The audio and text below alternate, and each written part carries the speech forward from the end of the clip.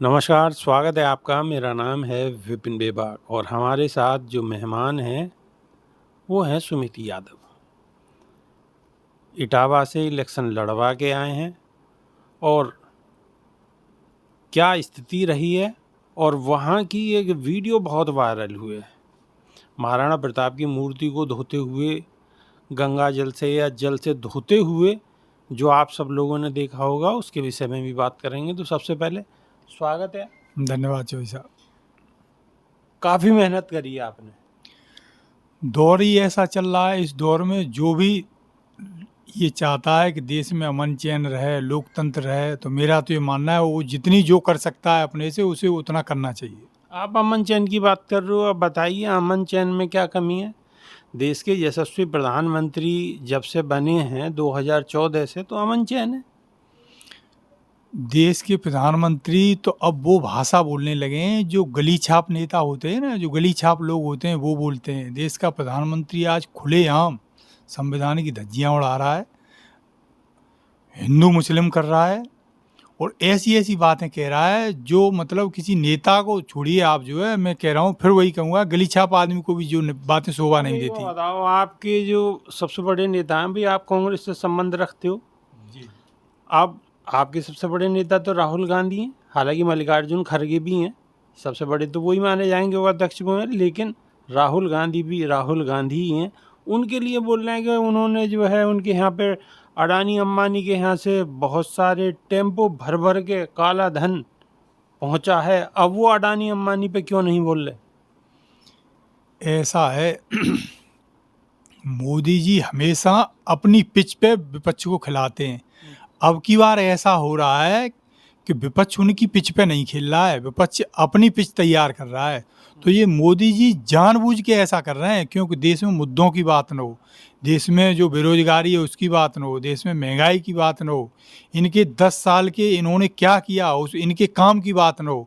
तो ये तो जानबूझकर, यही राहुल गांधी जी जब लोकसभा में ये मामला उठा रहे थे तो आप देखिए चौधरी साहब जो है इनकी सदस्यता खत्म कर दी थी, इनका घर छीन लिया था। आज वही मोदी जी आके बड़े उससे कह रहे हैं जो है कि उनके यहाँ भर भर की टेम्पू रिश्वत पहुंचाई गई है। तो इसका मतलब आप पहले लेते रहे हो, आपके यहाँ पैसा टेम्पू भर भर के आता रहा है, आप वही कह रहे हो जो आपके साथ हुआ है जो। अच्छा, ये सवाल अडानी अंबानी का तो लगातार राहुल गांधी उठाते रहे और विपक्ष से बहुत सारे नेता भी राहुल गांधी के साथ उठाते रहे। तो अचानक ये 3 फेज के इलेक्शन होने के बाद प्रधानमंत्री मोदी का ये सवाल उठाना, ये क्या दर्शाता है? ये देश में जो इस टाइम इलेक्शन चल रहा है, देश का जो मूड बन गया है, वो देश के राजनीति अब जो है केवल उस पे नहीं हो रही, वाद विवाद पे। देश की राजनीति अब उस तरफ चली गई है कि 10 साल में क्या किया हमारे लिए मोदी जी ने। देश की राजनीति उधर चली गई है कि मोदी जी कैसे ध्यान भटकाते हैं। तो ये जानबूझकर, क्योंकि देश में इस टाइम जो है कांग्रेस ने वो बातें कही हैं जो एक आम आदमी के हितकर हैं। कांग्रेस ने कहा है कि किसानों पर कर्जा है, तो कांग्रेस ने कह दिया है हम 1 टाइम किसानों का कर्जा माफ़ करेंगे। किसान को एमएसपी नहीं मिल रही, तो कांग्रेस ने ये कहा है हम उसकी लीगल गारंटी देंगे। देश में युवा बेरोजगार है, उसके पास आज इतने पैसे नहीं हैं कि वो फॉर्म भर दे। इनकी आप यूपी सरकार का ही ले लो, कोई एक परीक्षा ऐसी न रही जो परिणाम तक पहुंच जाए। मतलब कभी पेपर लीक हो जाएगा, कभी पता लगे कुछ हो जाएगा। तो मोदी जी अब राहुल गांधी जिन जिन मुद्दों को उठा रहे हैं उन मुद्दों से घबरा गए। नहीं तो आप ऐसे मान लीजिए कि यही राहुल गांधी जी जब अडानी अंबानी का मसला उठा रहे थे तो यही सदस्यता छीन रहे थे, यही मोदी जी थे। अब चूंकि राहुल गांधी जो है राजनीति को मुद्दों पे ले आए, इसीलिए ये जानबूझ के मुद्दों से भटकाना चाह रहे हैं। तो राहुल गांधी कोई इनकी तरह जो है सड़क छाप तो अब मैं नहीं कहूँगा क्योंकि वो देश के प्रधानमंत्री हैं। हाँ, इतना ज़रूर कहूँगा कि जितनी उन्होंने पद की गरिमा गिराई है उतनी गरिमा गिरा के इनको संबोधित नहीं कर रहे राहुल गांधी। राहुल गांधी एक पढ़े लिखे नेता हैं, वो पढ़े लिखे नेताओं की तरह बात कर रहे हैं। आप ये मान लीजिए मोदी जी की हताशा है जो इस तरह की भाषा बोल रहे हैं। कभी अडानी का नाम सुनना नहीं चाह रहे थे, वही आज अडानी के नाम से छाती पीट रहे हैं। तो अंदाज़ा लगा लीजिए कि ये कहाँ पहुँच रही है इनकी जो है क्या दुर्गति होने जा रही है देश में। अच्छा, एक चीज़ और शायद आपको भी अंदाज हो इस चीज़ का कि एक इंटरव्यू में प्रधानमंत्री का इंटरव्यू हुआ था। उस इंटरव्यू के दौरान प्रधानमंत्री नरेंद्र मोदी ने कहा था कि कांग्रेस ने 70 साल में मुसलमानों के लिए कुछ नहीं किया और मुसलमानों को अब आत्ममंथन करना चाहिए। हमारे देश में ही हिंदू मुसलमान हो रहा है। बाकी मैं जब बाहर जाता हूँ फॉरेन कंट्री में, तो वहाँ पर मुसलमानों में बहुत बड़ा चेंज आ चुका है। तो इसके क्या मायने हैं? 2-3 शब्द उठा दो आप, मुसलमान, पाकिस्तान और कश्मीर, तो आप मान लो किसी बीजेपी वाले से आप 2 मिनट बात नहीं कर सकते हैं। तो चूंकि इलेक्शन में हिंदू मुस्लिम नहीं हो रहा, इसलिए जानबूझ के ये हिंदू मुस्लिम करना चाह रहे हैं। और एक और देखो जो है, एक अभी कमेटी है, एक जो है वो आर्थिक सलाहकार कमेटी है इनकी, जो है वो बात उस पर नहीं कर रही। वो बात किस पे कर रही है कि देश में मुसलमानों की संख्या ये है, देश में इतने मुसलमान बढ़ गए, इतने हिंदू बढ़ गए। अरे भाई जो है, एक सवाल और भी है कि आखिर इन दिनों में ही जब इलेक्शन का दौर लगातार चालू है और 3 फेज के इलेक्शन हो चुके हैं, अब आगे का नेक्स्ट में होने वाला है, तो इसी दौरान में इन कमेटियों के ये सारे जो रिजल्ट आते हैं, उनकी जो रिपोर्टें निकल के आती हैं, तो ये भी कहीं ना कहीं सवाल के घेरे में है।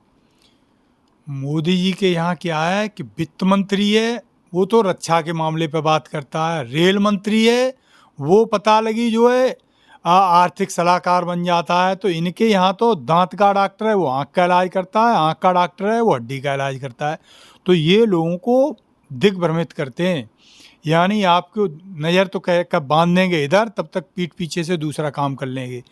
अब इस टाइम आप ये देखो कि क्या ऐसी आनन फानन में इनको जरूरत आ पड़ी कि ये फिर हिंदू मुस्लिम की बात कर रहे हैं। ये जानबूझकर ऐसा भ्रम फैला रहे हैं कि किसी तरीके से हिंदू मुस्लिम आप तो उसी तरीके की बात कर रहे हो जिस तरीके से राहुल गांधी कहते हैं कि देखो सामने ध्यान करो, और एक पीछे से आगे जेब में हाथ डाल रहा। उनकी वीडियो पहले काफी वायरल हुई है, शायद आपको भी याद होगा। बिल्कुल सही कह रहे तो हैं। ये तो वही मतलब हुआ। बिल्कुल सही कह रहे हैं, राहुल गांधी कोई गलत नहीं कह रहे। इनकी पूरी रणनीति देखो ना आप। इन्हें 10 साल के काम गिनाने चाहिए थे, अपने काम बताने चाहिए थे, लेकिन आप कोई इनका भाषण देख लो जिसमें ये कांग्रेस को गाली न दे रहे हों, कांग्रेस की कमियां न गिना रहे हों। भाई आपको बहुत 10 साल बहुत बड़े होते हैं। जो बच्चा 10 साल का रहा होगा, आज वो युवा हो गया, आज वो वोटर बन गया, तो आप अपने काम पे वोट मांगो ना लोगों से। आप जो है कोई ऐसा भाषण नहीं होता जिसमें वो कांग्रेस को नगर आ रहे होते। अरे भाई अब टाइम हो गया, लोगों ने आपको 10 साल दे दिया, अब आप अपने काम पे वोट मांगो। तो ये तो जानबूझ के जो है लोगों को गुमराह कर रहे हैं। अच्छा, आप काफ़ी दिनों में इटावा से आए इलेक्शन में, वहाँ कैसी स्थिति रही वहाँ पर? मैं फिरोजाबाद लोकसभा क्षेत्र में लगभग 1 महीने रहा हूँ। तो आप ये मान लीजिए, यदि मैं उसको सैंपल मान लूँ फिरोजाबाद को, तो यूपी में बीजेपी बुरी तरह हार रही है। और उस हार के हताशा ये देखो कि सपा के कार्यकर्ता मैनपुरी में जाके महाराणा प्रताप की मूर्ति पे माल्यार्पण कर देते हैं। तो इनकी मानसिकता देखिए, ये उस मूर्ति को धुलवाते हैं। अच्छा, वो मूर्ति जो धुलवाई थी वो गंगाजल से धुलवाई थी या वैसे ही साधारण पानी से? अब ये एक जगह तो इन्होंने, इनके वीडियो वायरल हो रहे हैं कि इनके चेले चपाटे हैं वो गंगाजल से धुलवा रहे हैं, जहाँ माननीय अखिलेश यादव जी पूजा करने गए थे। और एक वीडियो वायरल हो रही है मैनपुरी की कि उसको स्प्रे गन से लेके जो है ऐसे ही लगे हुए हैं और कह रहे हैं बाकायदा, एक वर्ग विशेष को गाली दे रहे हैं। तो क्या ये अखिलेश यादव को हिंदू नहीं मानते? नहीं साहब, ऐसा है, अखिलेश यादव को कुछ गलतफहमी हो गई थी। अखिलेश यादव अपने आप को कुछ और समझने लगे थे। ये अखिलेश यादव को शूद्र मानते हैं, और इसका जीता जागता नमूना एक तो ये है, और दूसरा ये है कि आप ये देख लीजिए कि माननीय अखिलेश यादव जो है जब कोठी अपनी खाली किए थे, तो योगी बाबा ने उस कोठी को भी जो है गंगाजल से धुलवाया था। तो इनकी मानसिकता बदली नहीं है, ये उसी मानसिकता के लोग हैं। ये वही सोच आज से 100 साल पहले जो हमारे बारे में रखते थे, वही सोच आज रखते हैं। वही सोच रखते हैं, यानी कि ये सब कुछ जान के करवाया हुआ है। बिल्कुल बिल्कुल। वोट जब इनको लेने होते हैं तो हमको कह देते हैं कि सब हिंदू बन जाओ, हिंदू बन जाओ, लेकिन जब हमारे हक हकूक़ की बात आती है तो हमको फिर ये शूद्र बना देते हैं। तो ये कोई नई बात नहीं है। हम इनकी नज़रों में शूद्र थे और शूद्र ही आज हैं। तो हर 5 साल में चेंज होना है, शूद्र बनना और हिंदू बनना, शूद्र बनना और हिंदू बनना। जब मतलब पड़ता है इनका तो हमको कह देते हैं हिंदू हैं आप जो है, ऐसी समाज के लोगों को भी कह देते हैं हिंदू हैं। लेकिन जब समाज में अपना प्रभुत्व दिखाना होता है, अपना दबदबा दिखाना होता है, तो सबको कह देते हैं एक तरफ से लाइन लगा के कि नहीं, हम उच्च वर्ण के हैं और आप शूद्र हैं, तो शूद्र ही रहिए, अपनी हैसियत मत भूलिए। अपनी हैसियत मत भूलिए। तो ये थे हमारे साथ सुमिति यादव जी, अपनी बात को बड़ी बेबाकी से रखा है और एक चीज़ बताने की कोशिश करी है कि हर 5 साल में जब इन्हें ज़रूरत पड़ जाती है तो हिंदू हो जाते हैं और जब ज़रूरत पड़ जाती है तो शूद्र बन जाते हैं। तो ये राजनीतिक उतार चढ़ाव हैं और राजनीति की चुनावी चूड़ी हैं। अब राजनीति में ऊंट किस करवट बैठेगा ये तो अब आने वाले वक्त में ही पता चलेगा। तो बहुत बहुत शुक्रिया सर, बहुत बहुत धन्यवाद चौधरी साहब। अभी के लिए सिर्फ इतना ही, और नई वीडियो में फिर और किसी शख्सियत के साथ दोबारा रूबरू होंगे। धन्यवाद, नमस्कार।